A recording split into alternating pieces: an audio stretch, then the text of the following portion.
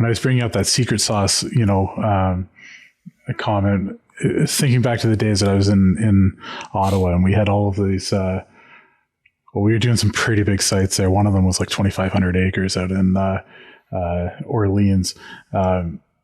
Estimating was a big deal, and, trying to figure out how you can efficiently do a job. And, I guess where my head would have went is, do I want the competitors to see that this is the machine that you use, and that's how you're going to be able to, bid on this job when the contract comes up in 4 years? But, I think what a lot of us are finding out, and really you guys are proving, is,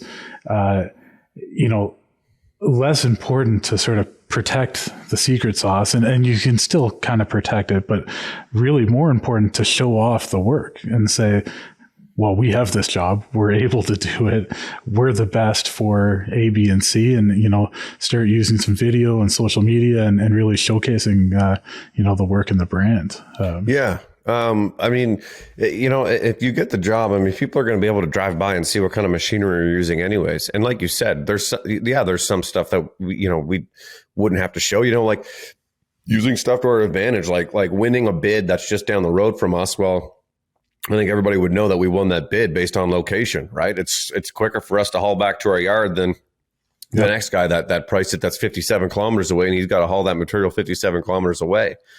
I've just never thought about that. I just honestly don't care. Like if you're going to get something, you're going to get it. And for me, there's not so many different things that we could be doing that I'm like, I don't want people to know that this is how we really make our money and that's how we do it.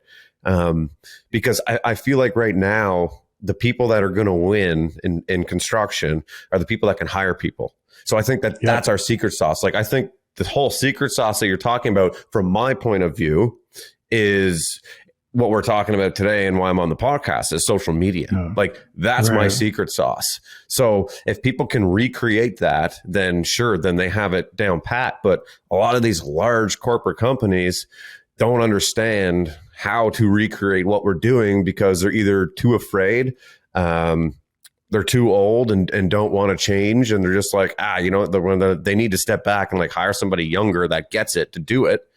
But a lot of people just throw money at it. A lot of these large corporate companies are like, I was talking to this guy that I had a chat with a couple of weeks ago, and he owns a larger size company, more revenue than me.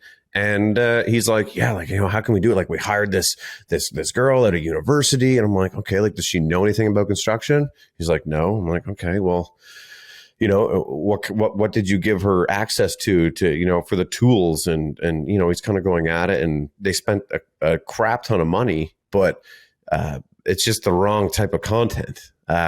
You have to know what you're putting out there. You have to make it interesting. You can't make boring content and think you're going to stand out these days and attract people to work, because I think there's so much work right now that I don't think that securing jobs is the hard part. I think that securing people to do the jobs is the hard part. You know what I mean?